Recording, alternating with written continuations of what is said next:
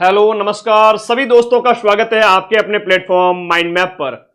RS भर्ती 2023 972 पदों के लिए यहां पर अंतिम रिजल्ट आया है, लेकिन इसमें जिन्होंने इंटरव्यू दिया था 2100 प्लस कैंडिडेट, उन सभी की रैंक आई है। जैसा कि हर एग्जाम में होता है, इसमें रैंक कैटेगरी के अकॉर्डिंग जो भी सेफ रहेंगे वो सिलेक्ट माने जाएंगे। उसके बाद वाले इन सब की रैंकिंग तो आई है, लेकिन सभी का सिलेक्शन फाइनली नहीं होगा, 972 का ही होगा। तो 972 पदों पर यहां पर फाइनल सिलेक्शन हुआ है। तो बच्चे कह रहे हैं कि 3 जने अजमेर से हैं। बिल्कुल, मैं नाम भी बता देता हूं, टॉपर्स डिजर्व करते हैं, अजमेर के ही हैं।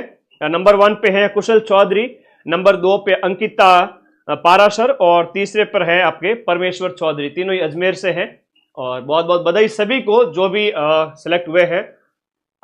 ये जो पीडीएफ फाइनल आई है आज ही, अभी जस्ट रात्रि को जब मैं ये वीडियो बना रहा हूं 15 अक्टूबर को, हर एक 2100 प्लस कैंडिडेट जिन्होंने इंटरव्यू दिए थे उन सभी के रोल नंबर हैं, सामने कैटेगरी है और रैंकिंग लिखी हुई है। तो पहले यहां पर सबसे पहले जो दी हुई है वो आपके शेड्यूल एरिया की है, उसके बाद में नॉन शेड्यूल एरिया की। तो ये रैंक आपकी लिखी हुई है सामने। जिन्होंने भी इंटरव्यू दिए थे पीडीएफ मैं टेलीग्राम पर भेज रहा हूं, आप तक आई गई होगी। आप सभी को बहुत बहुत बधाई। और एक बार फिर से एक बात कहूंगा, आरएस की जब आप तैयारी कर रहे हो, रिजल्ट देखोगे तो इनकी चका वो एक, अभी ये सब हाईलाइट में आ गए, इससे पहले तो आप लोग इनको जानते नहीं थे। बहुत बड़ी बात बताऊंगा, चलिए आइए बात करते हैं इसके ऊपर। अभी तो सिर्फ पीडीएफ आई है, अंक अभी डिक्लेयर नहीं होंगे। अंक है वो कुछ दिन बाद में आएंगे ना, आरपीएससी की साइट पर अंक है वो आपके कुछ दिन बाद में। तो अभी अंक हम आपको नहीं बता पाएंगे, वो थोड़े दिन बाद में आएंगे, उसमें टेलीग्राम में शेयर कर दिए जाएंगे। आरएस जो कि राजस्थान में सबसे बड़ी नौकरी, सबसे बड़ी प्रशासनिक नौकरी और एक प्रतिष्ठा का पद अपने आप में हर कोई बनना चाहता है, तैयारी करता है। लेकिन जब आप इसकी तैयारी करो तो एक चीज ये याद रखना कि शुद्ध रूप से 1.5 से 2 साल दीजिए, शुद्ध रूप से 1.5 से 2 साल दीजिए। उसमें आप 1 से 2 अटेम्प्ट में अच्छा कर पाते हैं तो वेल एंड गुड है। आपकी फाइनेंशियल कंडीशन ठीक है घर परिवार की, तो आप इन्वेस्ट कर सकते हैं और टाइम को। Other than one day exam पर हमेशा फोकस रखिएगा। मेरा आपसे आग्रह है कि यहां पर जो 972 कैंडिडेट सिलेक्शन लिए हैं, लेकिन जब एग्जाम में फॉर्म भरे जाते हैं, 7 से 8 लाख फॉर्म भरे जाते हैं, उनमें सीरियस रूप से कहूं तो लगभग कुछ हजारों की संख्या में बच्चे बहुत डेडिकेशन के साथ तैयारी करते हैं। तो आप लोग भी करें, अच्छी बात है, लेकिन एक विकल्प के रूप में एक समय निकल जाने के बाद में हमेशा याद रखना, वन डे एग्जाम पर फोकस रखना ही पड़ेगा। और आप वन डे एग्जाम में बढ़िया करें, सिलेक्ट हो जाए, उसके बाद भले 40 साल की एज तक तैयारी करते रहे, कोई दिक्कत नहीं। विशुद्ध रूप से बेरोजगार रह करके आप 10 से 12 साल नहीं दे सकते। बढ़िया तैयारी करें। मैं तो कहता हूं आप फ्रेशर हैं तो 2-2.5 साल शुरू के दीजिए, इसको 2 अटेम्प्ट दीजिए, बढ़िया दीजिए और बढ़िया तैयारी के साथ दीजिए। प्री में हम बात करें तो माइंड में आपने आपको बहुत बेहतरीन गाइडेंस दिया। मैं बहुत खुश होता हूं जब डिप्टी बने हुए है ना, डीएसपी बने हुए कैंडिडेट कई बार मिलते हैं, कहते हैं कि सर हमने आपके प्री में वीडियोस देखे थे। आरटीएस बने हुए कैंडिडेट मिलते हैं, कहते हैं, तो हमने उस स्तर पर गाइड किया था आप लोगों को। मुख्य परीक्षा में अभी हम पहला ही बैच लेकर आए थे, वो बैच चल ही रहा है और इंटरव्यू गाइडेंस प्रोग्राम हमने नहीं चलाया था। धीरे धीरे कोशिश करेंगे कि एक बड़ी टीम हम भी क्रिएट करें और आप लोगों के लिए गाइडेंस उपलब्ध करवाएं। और मुख्य परीक्षा में जहां तक बात है, 800 नंबर का पेपर होता है। ये जब कल 2 दिन पहले जब रिजल्ट आया था आरएस 2024 का, 800 में से 208 नंबर की कट ऑफ गई है। ये टोटल नंबर जो होते हैं 900 में से आते हैं।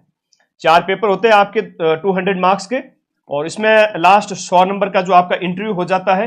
टोटल 900 में से आपकी यहां पर रैंक आती है। अब इस बार 2024 में से मैं आपको बताऊं तो जनरल की कट ऑफ 208 गई है, उसमें इंटरव्यू के ऑन एन एवरेज 50-60 नंबर जोड़ दीजिए तो मान के चलिए 200 आपके 60-70 पर फाइनल जो है, कहते हैं ना कि जनरल कैंडिडेट की अच्छी रैंक भी आ जाएगी, 270-75 उसके आसपास। तो ये चीज आप लोगों को समझनी है, इसकी हकीकत कि 900 में से इस बार जो सिलेक्शन लेंगे 2024 में से, इस बार की मैं बात करूं, ये 2023 का रिजल्ट है। अभी 2024 वाले की अगर मैं बात करूं, ये 2000 आज जो रिजल्ट आया है वो 2023 का है, ठीक है। और ये तो बहुत अच्छी बात है कि आरपीएससी सही मोड में चल रही है, वरना पहले तो ऐसा हुआ करता था कि 5 साल में एक आरएस की भर्ती है वो संपन्न होती थी। देखते थे 2015 के आसपास, उसके आसपास, उससे पहले की, उससे बाद की एक भर्ती को देखो 5-5 साल लग जाते थे। अब तो अच्छा है कि हर 2 साल 1.5 साल में संपन्न हो रही है। और नई आरएस भर्ती भी जल्द आएगी, मान के चलिए दीपावली के आसपास, उसके बाद में आपको नया नोटिफिकेशन देखने को मिलेगा। और इसका जो पेपर है मान के चलें आपके फरवरी मार्च के आसपास आरएस प्री आपको देखने को मिलेगा। ठीक है, जहां पर पिछली बार हमने आपको पढ़ाया था और 115 के लगभग 150 में से प्रूफ भी दिए थे। मुख्य परीक्षा में हमने शुरुआत ही की थी, उसका मैं दावा नहीं कर सकता और नहीं मैं कहूंगा, लेकिन आज धीरे धीरे हम उसमें और बेटर करेंगे। मुख्य परीक्षा में 800 में से 80 क्वेश्चंस के जो 80 मार्क्स भी कोई कोचिंग मिला पाई हो तो बहुत बड़ी बात थी पिछली बार, इस बार भी। तो मुख्य परीक्षा में आप ज़्यादा से ज़्यादा सेल्फ स्टडी और थोड़ा सा आंसर राइटिंग का प्रैक्टिस खुद करें, ज़्यादा समय बर्बाद करने की बजाय कि कोचिंग्स के ज़्यादा नोट्स से आ जाएंगे, ऐसा नहीं है। आरपीएससी अपना ट्रेंड चेंज कर रही है, हकीकत समझ के चले। 2024 की आरपीएससी की बात करूं, 900 में से जनरल वर्ग का जो कैंडिडेट सिलेक्ट होगा वो आपका 300 से भी नीचे रहेगा, है ना, 300 से भी कम इंटरव्यू मिला करके। ये है आरपीएससी का वर्तमान ट्रेंड, जहां पर कैंडिडेट है वो आपके 33% से भी कम में सिलेक्ट होगा। ये सबसे लोवेस्ट, सबसे कम कट ऑफ 2024 वाली गई है।